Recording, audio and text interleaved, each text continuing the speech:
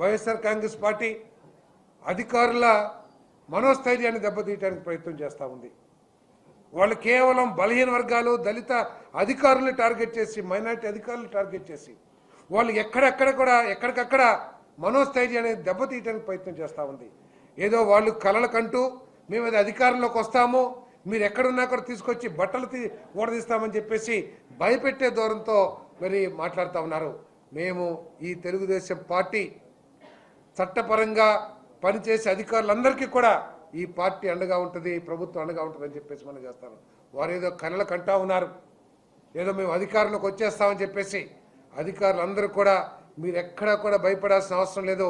ఈ ప్రభుత్వం చట్టపరంగా పనిచేసే, చట్టబద్ధంగా పనిచేసే అధికారులందరికీ కూడా, ప్రత్యేకంగా బలహీన వర్గాలకి, దళితులకి, మైనారిటీ అధికారులందరికీ కూడా మరి అందరు అధికారులు కూడా మేము అండగా ఉంటామని చెప్పేసి కూడా నేను మనం చేస్తాను.